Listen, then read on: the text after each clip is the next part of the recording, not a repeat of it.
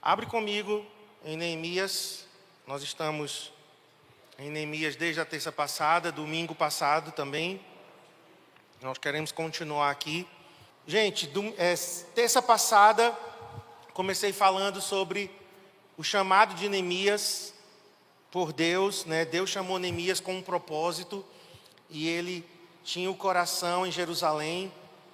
Ele não se acomodou, né, ao conforto do palácio, ele não se acomodou ao luxo, à posição que ele desfrutava, né, no reino ali da Pérsia. E Neemias tinha o coração em Jerusalém. O coração de Neemias estava pesado porque Jerusalém estava destruída. Ele ouve o relato de um dos seus irmãos e ele então ora e jejua. Nós vimos isso aqui, capítulo 1, verso 4. Né? Ele se assenta, chora, lamenta e começa a jejuar e orar. Primeira coisa que eu quero chamar a tua atenção aqui é que não foi um período curto de oração. Veja comigo, capítulo 1, diz assim: as palavras de Neemias, filho de Acalias, e aí temos a data, no mês de Quisleu, no ano 20º. Aqui corresponde a dezembro de 446 a.C. E vamos para o capítulo 2 agora. No mês de Nissan, no ano 20º do rei Artaxerxes. Aqui corresponde a março do ano seguinte, 445. Ou seja, entre o capítulo 1 e o capítulo 2 nós temos 4 meses. 4 meses, irmãos, que Neemias esteve orando e jejuando. Primeira coisa que eu quero falar hoje aqui é: nós precisamos perseverar no lugar de oração. Nós precisamos perseverar no lugar do jejum. Tem causas que não são respondidas com 1 hora, com 1 dia, com 1 semana. Existem causas que elas se prolongam um pouco mais. Vamos ver se vocês são bons de Bíblia. Quantos dias Daniel teve que perseverar orando e jejuando até que Gabriel trouxesse a resposta para ele? Quem sabe? 21 dias. Por isso que a gente chama o jejum de Daniel, né, um jejum de 21 dias, 3 semanas. Vamos continuar. Vamos ver se vocês são bons mesmo aí. Quantos dias Moisés, Elias e Jesus, eles tiveram que perseverar no lugar de jejum e oração, claro. Moisés, quando subiu o monte para receber as tábuas da lei. Elias, quando se levantou do seu desânimo, né, ele recebeu comida e água da sua depressão. Ele se levantou e ele passou um período até chegar em Monte Horebe. E Jesus, depois que foi batizado, ele é levado para o deserto para ser provado, para ser tentado. Os 3 passaram por um período de 40 dias. E 40 na Bíblia é um número de provação. Quantos anos Israel foi provado no deserto? 40. Então 40 é um número, né, que simboliza provação na Bíblia. Então Moisés, Elias e Jesus foram provados no lugar de oração e de jejum. Agora vamos lá. Quantos sabem o período que durou a provação de Jó? Essa é mais difícil. Acho que Cristiane sabe. Os estudiosos, eles dizem que a provação de Jó durou um certo tempo. Quanto tempo durou? Quem não sabe chuta, né? Pelo menos arrisca. 1 ano. O chute foi certeiro, tu já sabia, né? Já sabia, né? 1 ano. Durante 1 ano, Jó foi provado. Agora, José, ele recebeu uma palavra de Deus através de um sonho, quando ele era jovem, e ele foi provado por esta palavra até que ele foi constituído primeiro-ministro de todo o Egito. Vocês chutem aí quanto tempo José foi provado? 13 anos. 13 anos. Abre aí comigo no Salmo 105, Salmo 105, verso 19. A gente vai voltar para Neemias. Mas eu estou mostrando aqui para os irmãos que existe um tempo chamado brecha. Não é brecha de pecado, tá? É um espaço. Existe um tempo entre a promessa e o cumprimento da promessa. Salmo 105, verso 19. Diz assim, vamos ler o 17, 18 e 19, né, para a gente entender o contexto. Adiante deles enviou um homem, José, vendido como escravo, cujos pés apertaram com grilhões e a quem puseram em ferros. Aqui fala da prisão de José injustamente. Também fala, né, dos irmãos jogando ele na cisterna seca, mas aqui principalmente está enfatizando o período que ele ficou preso por causa da acusação, né, que a mulher de Potifar fez contra ele. Cujos pés apertaram com grilhões e a quem puseram em ferros. Agora o 19, até, diga até. Então isso fala de um tempo, até cumprir-se a profecia a respeito dele. Agora olha essa expressão, eu acho ela muito forte. E tê-lo provado a palavra do Senhor. E tê-lo provado a palavra do Senhor. Gente, a gente recebe uma palavra, a gente recebe uma promessa, a gente recebe uma profecia e nós vamos ser provados por essa palavra. Tem gente dizendo, não quero mais receber profecia, né? Não quero mais receber palavra. Mas quem recebe uma palavra de Deus, a palavra que você recebe vai te provar. Amém? A gente não está gostando muito, né? Queridos, volta para Neemias. 4 meses. 4 meses esse homem orando, pedindo a Deus sabedoria, pedindo a Deus a direção, as palavras certas. Ele precisava pedir ao rei algo. Só que, estudando Neemias, eu descobri uma coisa que eu não tinha percebido. O rei que Neemias servia como copeiro, Artaxerxes, foi o mesmo rei que em Esdras disse para que a cidade de Jerusalém não fosse mais reedificada. Vamos lá em Esdras 4. Esdras capítulo 4, verso 17. Segura aí, tá? A gente vai ler. O que acontece é que os inimigos, eles ficaram furiosos porque o templo tinha sido começada a reedificação. Então os inimigos conspiram para tentar parar tudo. Além do desânimo do povo, mas os inimigos se levantaram. A gente viu isso quando eu preguei, né, em Ageu.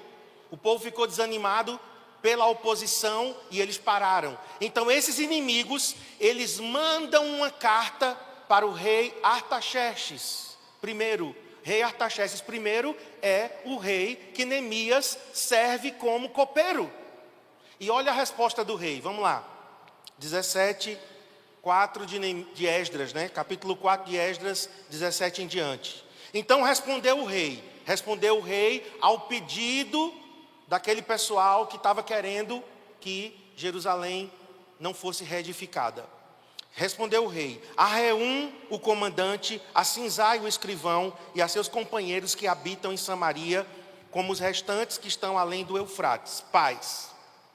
A carta que nos enviastes foi distintamente lida na minha presença, ordenando-o eu, porque eles pediram na carta que o rei investigasse sobre Jerusalém, que aquela era uma cidade rebelde, que aquela era uma cidade, né, que tinha revoltas. Aí ele diz: ordenando-o eu, buscaram e acharam que de tempos antigos aquela cidade, ele está se referindo a Jerusalém, aquela cidade se levantou contra os reis e nela se tem feito rebeliões e motins. Também houve reis poderosos sobre Jerusalém, que da além do Eufrates dominaram em todo lugar. Ele estava falando de Davi e de Salomão, mas isso era 400 anos atrás, 500 anos atrás. Que da além do Eufrates dominaram em todo lugar e se lhe pagaram direitos, impostos e pedágios. Agora olha a ordem do rei. Agora, pois, dai ordem a fim de que aqueles homens parem o trabalho e não se edifiquem aquela cidade, a não ser com autorização minha. Grave essa expressão, a não ser com autorização minha. Guardai-vos, não sejais remissos, ou seja, não demorem nestas coisas, porque há de crescer o dano em prejuízo dos reis. Depois de lida a cópia da carta do rei Artaxerxes perante Reum Sinzai, o escrivão e seus companheiros, foram eles apressadamente a Jerusalém, aos judeus, e de mão armada os forçaram a parar com a obra. Cessou, pois, a obra da casa de Deus, a qual estava em Jerusalém, e isso até o 2º ano do reinado de Dario, rei da Pérsia. Então, queridos, a missão de Neemias não era tão fácil assim. Ele ora e jejua por 4 meses, porque ele sabia que ele ia pedir para que o rei Artaxerxes mudasse a sua política com relação a Jerusalém. Mas o nosso Deus, nós vimos aqui domingo, quem esteve aqui domingo? Quem esteve aqui? Primeira coisa que eu foquei, que eu enfatizei, foi que a oração de Neemias foca em quê? Vamos lá, gente. Primeira coisa que eu falei, a oração de Neemias, ela é focada na soberania, na grandeza. A oração de Neemias não está nele, não está nos problemas de Jerusalém. A oração de Neemias está em Deus, no Deus dos céus, no Deus que é soberano sobre Artaxerxes, no Deus que é o rei dos reis. E, soberanamente, Deus fez com que Artaxerxes, aqui, quando a gente leu em Esdras, Artaxerxes disse assim: parem o trabalho e não se edifique aquela cidade, a não ser com autorização minha. Isso aqui foi Deus. O rei disse: olha, pode parar tudo aí que estão fazendo em Jerusalém, até uma segunda ordem minha. Por quê? Porque se ele tivesse para e nunca mais volte a se edificar, a palavra de um rei não podia voltar atrás. A lei dos medos e dos persas dizia que aquilo que o rei dizia, ele não podia quebrar mais o decreto dele. Lembram de Esté? O rei, aí foi o Assuero, Xerxes. Assuero, ele diz a Amã: pode mandar matar todos os judeus. E quando Esté intercede, Esté diz: tem alguém querendo matar o meu povo. E Assuero: quem é? Quem é esse homem? Esse homem é Amã. E quem é esse povo? Esse povo são os judeus. E ele diz: eu não posso voltar atrás na minha ordem. A gente vai ter que traçar um outro plano, mas eu não posso mudar. Porque na lei dos medos e dos persas, a palavra de um rei não podia voltar atrás. Queridos, olha aqui. O Deus que nós servimos é um Deus que cuida dos detalhes.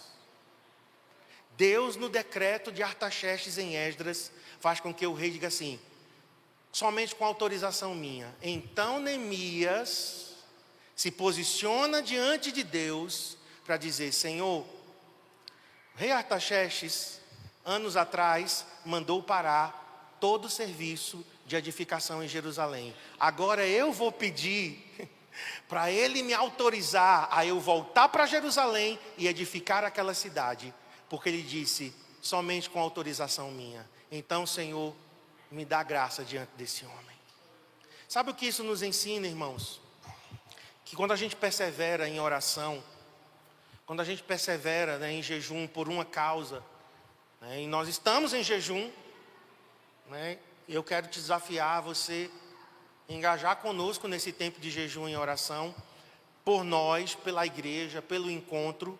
Mas quando nós entramos no lugar de oração e jejum, nós precisamos focar em Deus. Às vezes nós estamos focados no problema.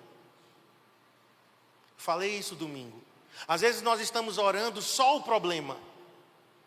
Nós não estamos da perspectiva correta.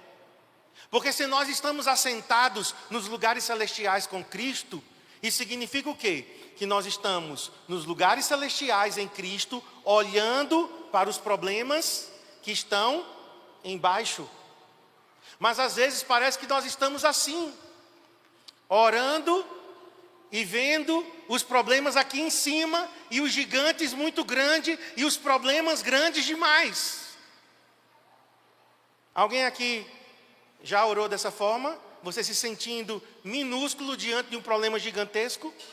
É porque nós estamos da perspectiva errada.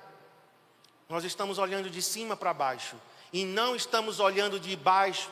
Estamos olhando de baixo para cima e não de cima para baixo, do lugar aonde o nosso Deus governa, do lugar aonde o nosso Deus é soberano sobre todas as coisas. E um detalhe faz toda a diferença.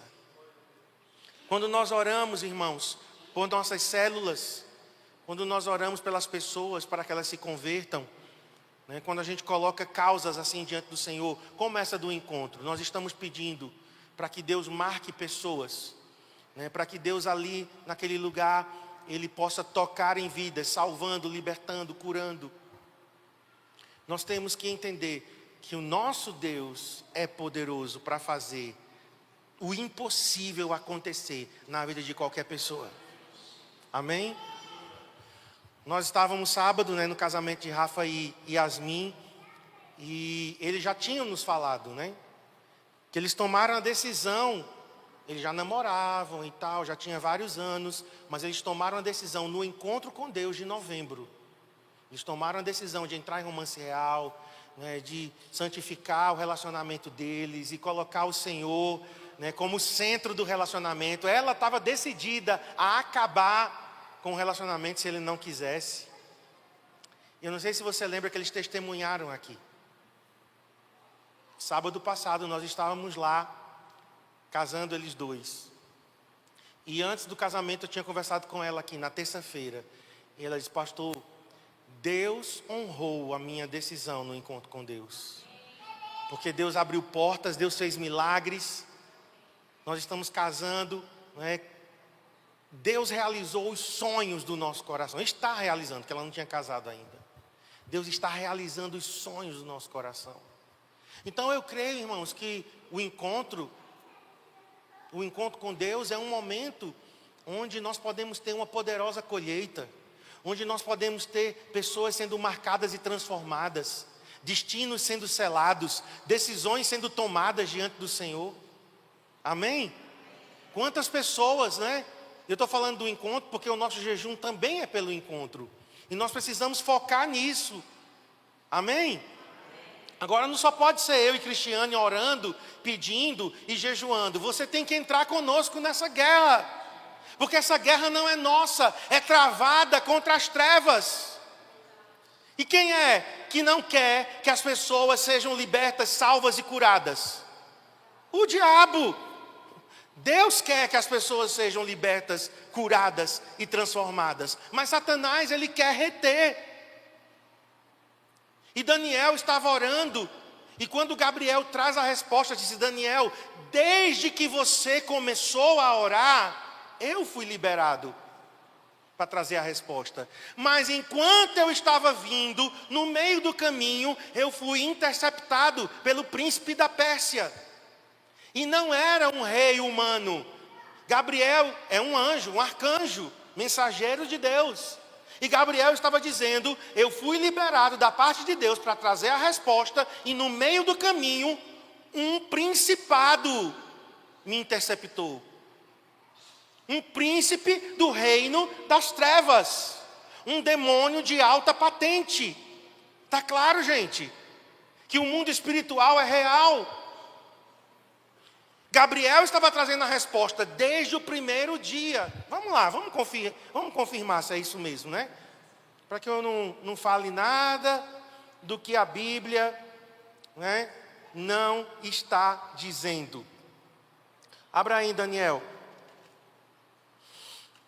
Daniel capítulo 10.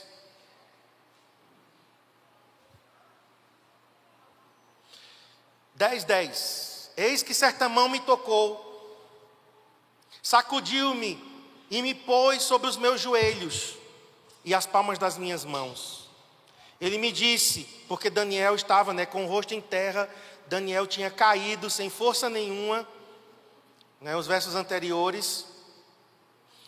Ele me disse: Daniel, homem muito amado, está atento às palavras que te vou dizer. Levanta-te sobre os pés, porque eis que te sou enviado. Ao falar ele comigo esta palavra, eu me pus em pé tremendo. Agora vê o 12. Então me disse: não temas, Daniel, porque desde o primeiro dia em que aplicaste o coração a compreender e a humilhar-te perante o teu Deus, foram ouvidas as tuas palavras, e por causa das tuas palavras é que eu vim. No primeiro dia, Deus ouviu o que você pediu e me enviou, por causa do que você pediu. Mas, verso 13, o príncipe do reino da Pérsia, e aqui volta a enfatizar, não é um rei humano, certo? Não é gente de carne e osso. Aqui é um principado demoníaco. O príncipe do reino da Pérsia me resistiu por 21 dias. Quantos dias foi o jejum de Daniel? 21, porque 21 foi o tempo que Gabriel foi resistido pelo príncipe da Pérsia. Porém, Miguel, um dos primeiros príncipes, veio para ajudar-me e eu obtive vitória sobre os reis da Pérsia. Agora vim para fazer-te entender o que há de suceder ao teu povo nos últimos dias. Então, queridos, no lugar de oração e de jejum, muitas vezes nós não imaginamos a guerra que está sendo travada nos lugares celestiais. A gente não tem dimensão da batalha espiritual que está envolvida. Eu estou enfatizando no encontro porque nós precisamos de reforço, tá? Mas você pode aplicar quando você está orando por sua família, quando você está orando por sua própria vida, por sua vida espiritual. Nós estamos orando por essa igreja, nós estamos orando por essa cidade.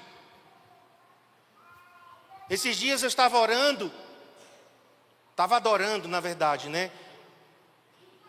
Eu estou tentando, assim, ter um tempo de adoração, né, durante o jejum, enquanto a gente está aqui, ou de manhã, ou à tarde, ou em casa.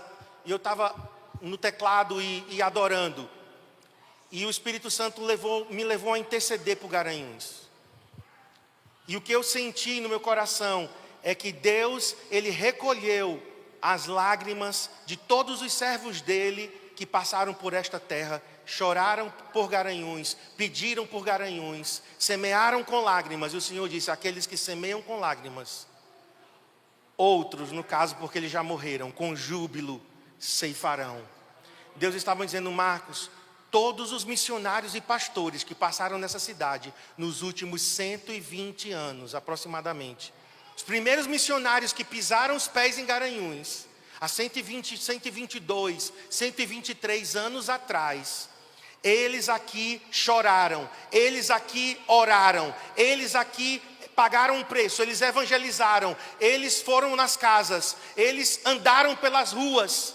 Garanhuns não era cidade tão grande, mas eles andaram pelas ruas dessa cidade. Eles foram perseguidos, zombados, eles foram expulsos das casas. E naquela tarde, semana passada, enquanto eu estava adorando, o Senhor me disse: eles semearam com lágrimas, eu recolhi tudo o que eles oraram, choraram, jejuaram, todo o preço que eles pagaram está diante de mim. E vocês colherão. Quando eu digo vocês, não é só o CCA, tá? Estou falando da igreja em Garanhuns. Vocês colherão os frutos que essas pessoas semearam nesta terra. Porque são sementes que caem, mas não são em vão, irmãos. Eu posso não saber, você pode não conhecer. Talvez a gente não saiba os detalhes dessa história, mas o Senhor sabe. Quem nos antecedeu? Quem pagou um preço nessa cidade? Quem chorou por Garanhuns? Deus sabe. E está tudo diante do Senhor. Amém? Ele só está esperando que eu e você, a gente amadureça, né? Que a gente crie estrutura. Deus está esperando que o solo seja afofado com oração, com jejum. Deus está esperando que a gente prepare o caminho com adoração para que Ele venha. Ele virá no tempo certo. Mas nós estamos aqui agora, 2022.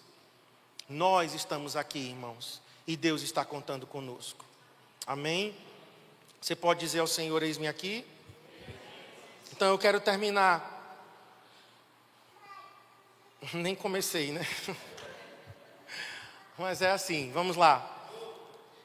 O rei me disse, verso 2: por que está triste o teu coração, se não estás doente? Tem de ser tristeza de coração. Então temi sobremaneira. E lhe respondi: vive o rei para sempre. Como não me estaria triste o rosto, se a cidade onde estão os sepulcros de meus pais está assolada e tem as portas consumidas pelo fogo? Neemias, como copeiro, ele não podia misturar seus problemas pessoais com a corte. Então, um rei, eles não admitiam, né, que os seus súditos o servissem com tristeza. Então, por isso que ele teme. Ele diz: eu temi sobremaneira. Por quê? Porque o rei percebeu que ele estava triste. E aí, irmãos, o rei houve uma resposta de Neemias, né? E eu estava percebendo aqui a estratégia de Neemias. Neemias foi um homem extremamente estratégico. Por quê? Porque foi Artaxerxes que mandou Jerusalém não ser edificada. E de início ele não fala no nome de Jerusalém. Neemias traz uma causa pessoal.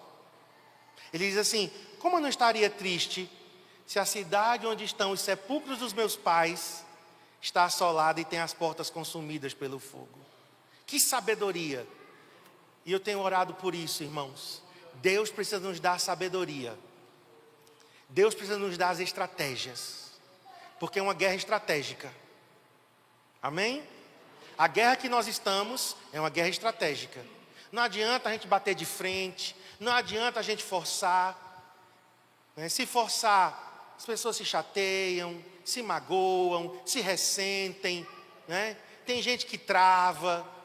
Então não é forçando, não é com chantagem, não é com ameaça, não é por força, nem por violência, mas é pelo Espírito Santo. E este homem, quando eu li isso aqui, meu Deus, que ele já poderia dizer: Jerusalém, Artaxerxes.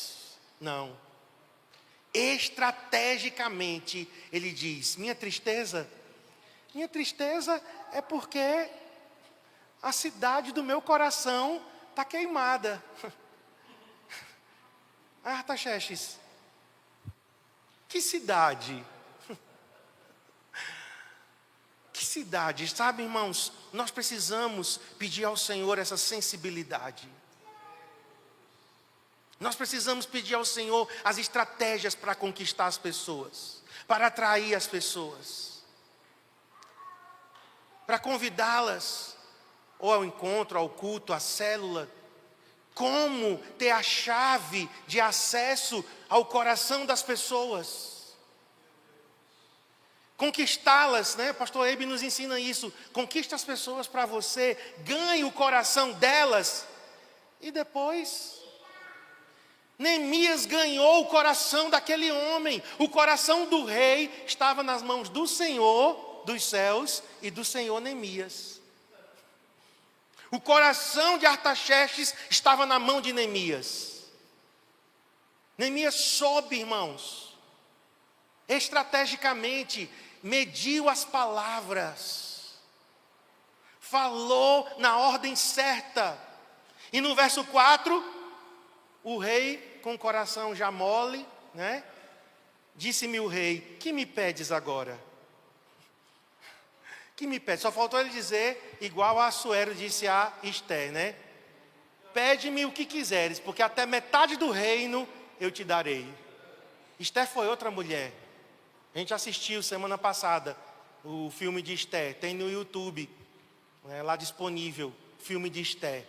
Ela prepara um jantar uma vez, não fala nada. Ela prepara um jantar uma segunda vez.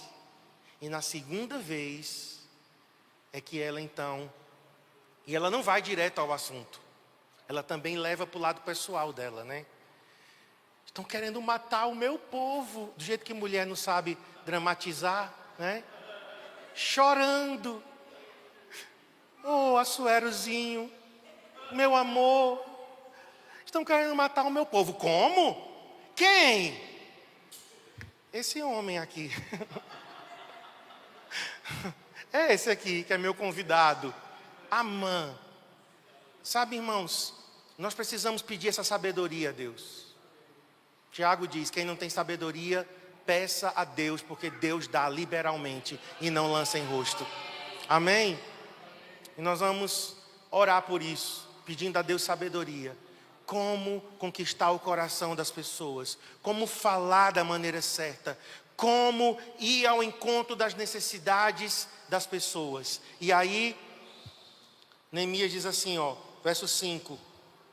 Sim, aí ele ora, né? Então orei ao Deus dos céus. Aqui é uma oração relâmpago. Tem gente que acha que tudo foi solucionado aqui na oração relâmpago de Neemias.